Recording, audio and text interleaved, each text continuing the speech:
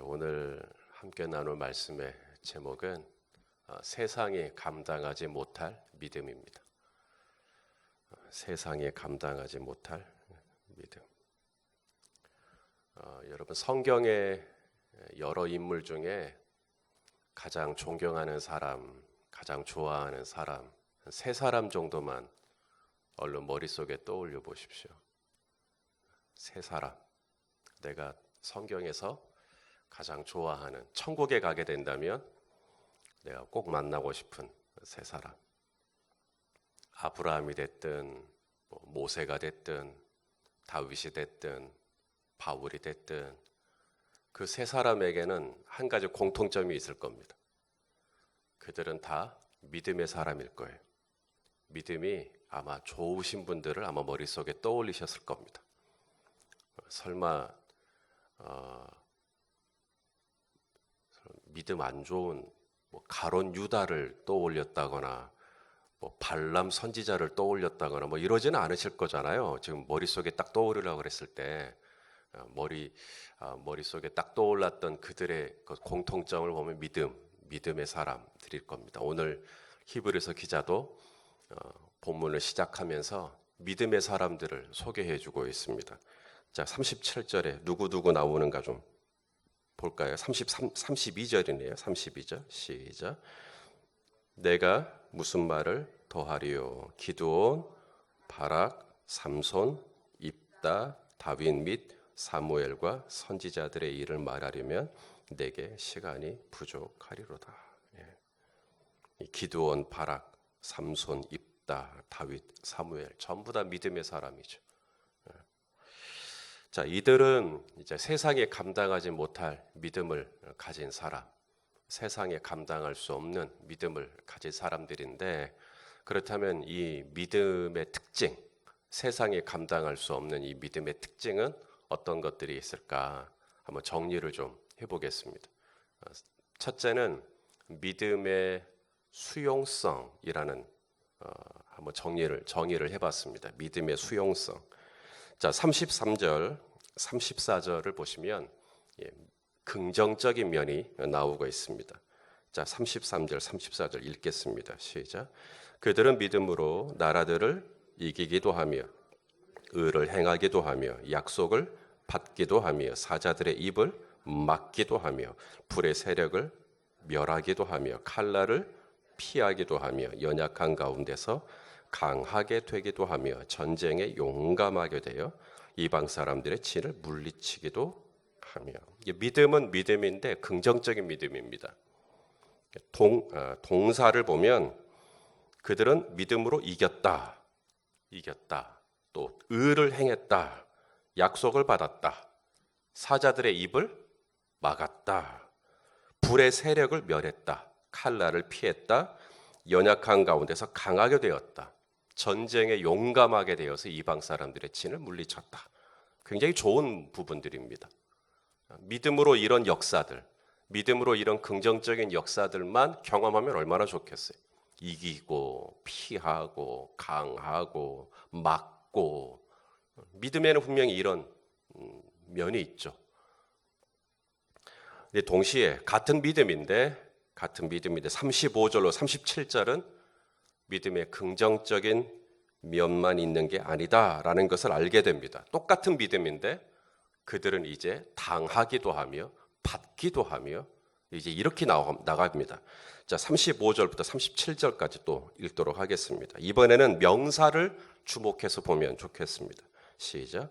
여자들은 자기의 죽은 자들을 부활로 받아들이기도 하며 또 어떤 이들은 더 좋은 부활을 얻고자 하여 심한 고문을 받되 구차히 풀려나기를 원하지 아니하였으며 또 어떤 이들은 조롱과 채찍질 뿐 아니라 결박과 옥에 갇히는 시련도 받았으며 돌로 치는 것과 톱으로 켜는 것과 시험과 칼로 죽임을 당하고 양과 염소의 가죽을 입고 유리하여 궁핍과 환난과 학대를 받았어요. 명사를 주목해서 보셨죠? 같은 고문인데 아까는 이겼다 그랬고 이번에는 고문을 당합니다. 같은 믿음인데 누구는 불의 세력을 멸했다 그러고 이번에는 돌에 맞고 톱으로 켜집니다. 칼날을 피했다 그랬는데 이번에는 죽임을 당합니다. 같은 믿음인데 누구는 연약한 가운데서 강하여졌다. 우리도 다 원하잖아요. 강하여졌다. 근데 똑같은 믿음인데 구차히 풀려나기를 원치 않고 그냥 계속 고문을 당했다. 이방 세력의 진을 멸했다. 세상에 감당할 수 없는 믿음은 어떤 믿음일까? 이 믿음의 양면성이라고 할까요? 믿음의 부정적인, 긍정적인 면만 바라보고 믿으면은 이렇게 우리를 이기게 하고 우리를 강하게 하고 우리를 좋게 하고 우리를 형통하게 하고 이게 믿음이니까 이런 믿음만 가져라. 근데 똑같은 믿음인데 조롱을 당하고 핍박을 당하고 학대를 당하고 고문을 당할 수 있는 믿음. 우리는 믿음을 막 좋은 면만 찬양하고 믿음이 가지고 있는 이 부담스러운 면은 말하지 않는. 그런데 오늘 이 믿음의 사람들, 이들은 이 양면을 다 수용했다.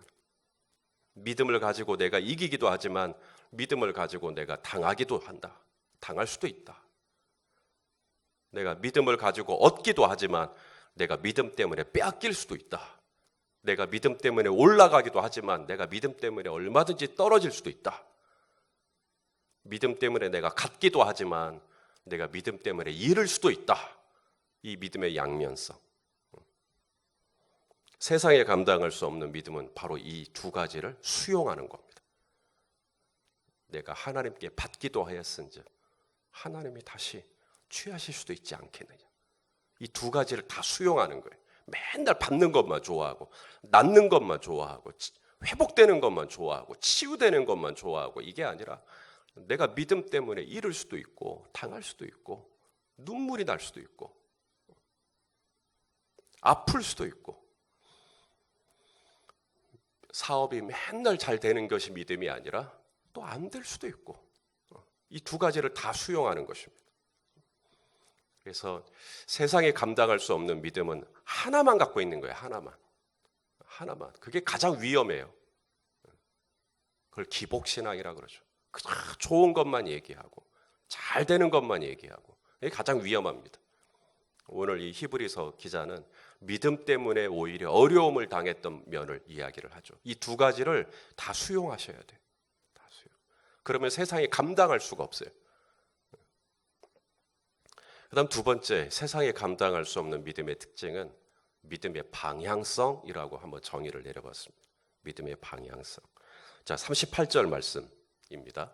자, 38절 말씀을 또 읽어보겠습니다. 시작. 이런 사람은 세상에 감당하지 못하느니라. 그들이 광야와 산과 동굴과 토굴에 유리하였느니라. 자, 어디에 있었다고요? 광야와 산과 동굴과 토굴에 유리하였다. 아니 집에 있지. 왜 이런 곳으로 다니는 걸까요?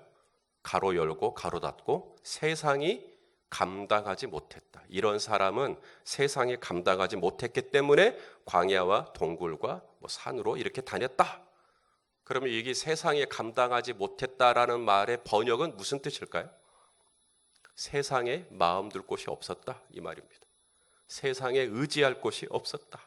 그래서 그들은 광야와 산과 동굴과 토굴로 유리하였다. 자, 히브리서 11장 38절을 표준 세번역으로 좀 보여주십시오. 자, 읽어보실래요? 시작. 세상은 이런 사람들을 받아들일 만한 곳이 못 되었습니다. 그래서 그들은 광야와 산과 동굴과 땅굴을 헤매며 다녔습니다. 세상에 감당하지 못했다라는 말은 이 믿음의 사람들이 세상에 마음 둘 곳이 없었다.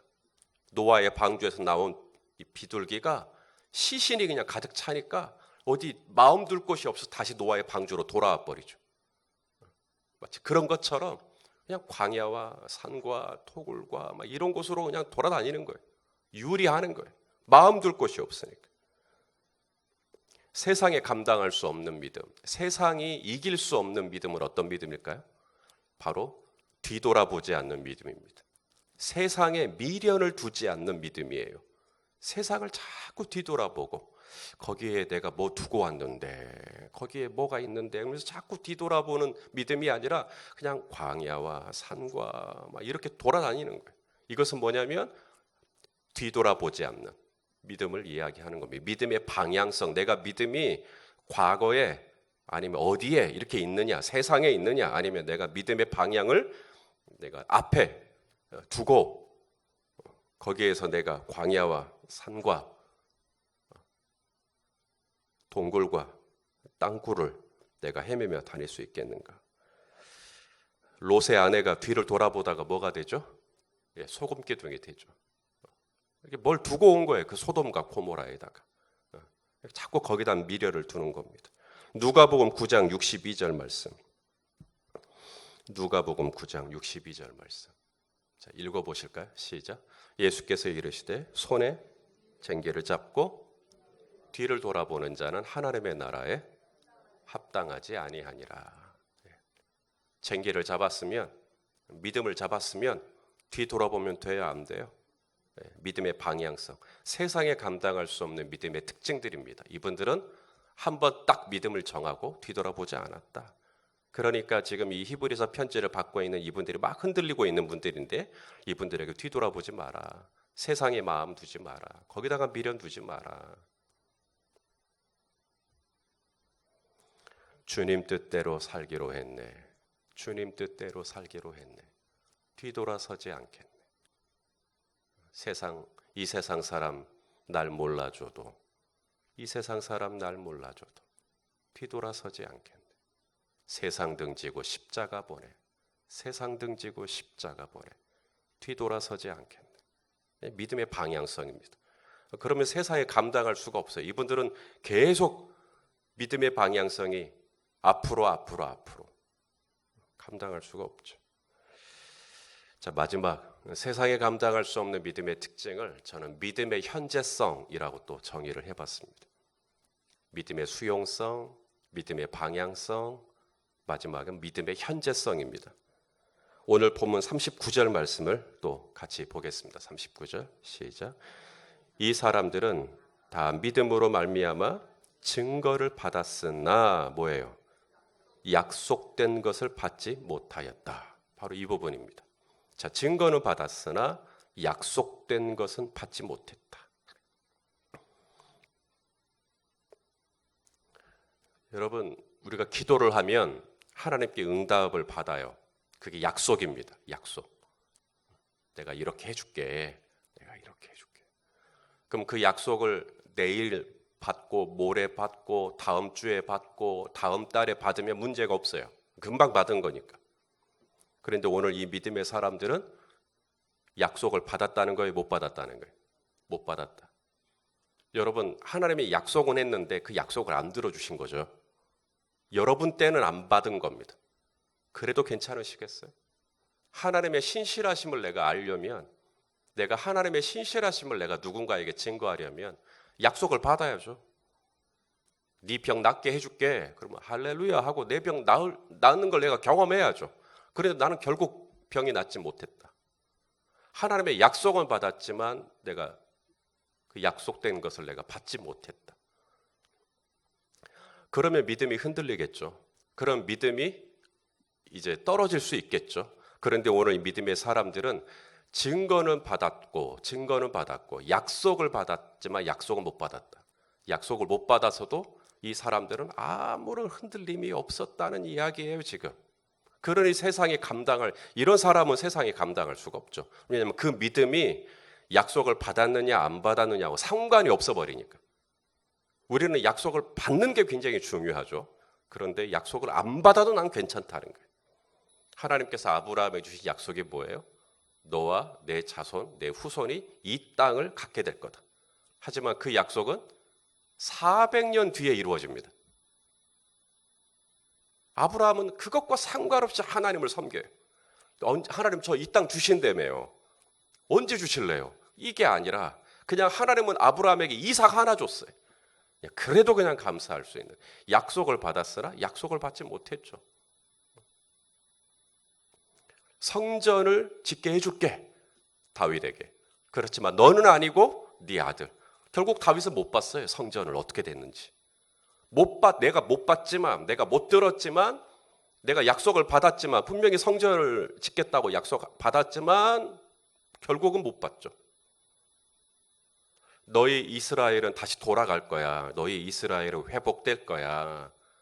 수많은 선지자들을 통하여서 말씀하셨죠. 하지만 바벨론 1세대들은 70년 뒤에 돌아옵니다. 결국 그들은 수많은 사람들은 바벨론에서 이방 땅에서 다 죽어요.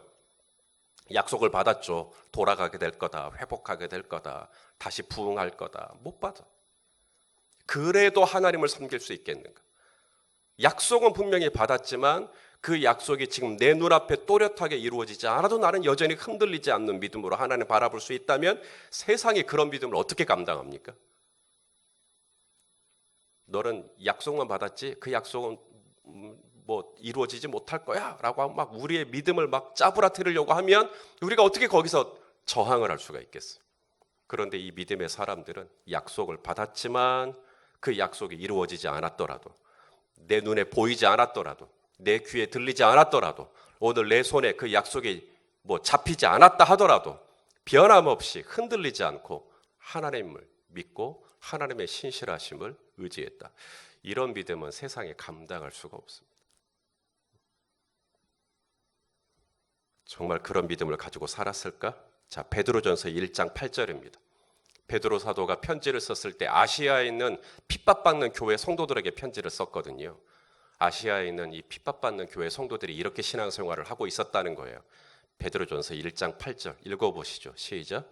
예수를 너희가 보지 못하나 사랑하는도다. 이제도 보지 못하나 믿고 말할 수 없는 영광스러운 즐거움으로 기뻐하니. 봤어요? 못 봤어요? 못 봤어요. 그런데도 어떻게 한다고요? 믿고 말할 수 없는 영광스러운 즐거움으로 기뻐한다. 뭘 기뻐해요? 누구를? 예수님을 기뻐한다고요.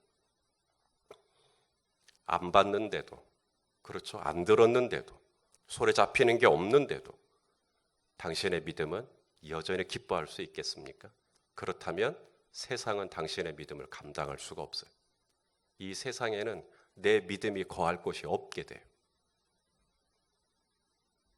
바로 이런 믿음. 저와 여러분의 믿음이 바로 이와 같은 특징, 양면을 다 수용하는 거죠. 믿음을 가지고 좋은 일만 일어나는 게 아니라 오히려 믿음 때문에 어려움이 생길 수 있는 것도 내가 수용하는 거예요.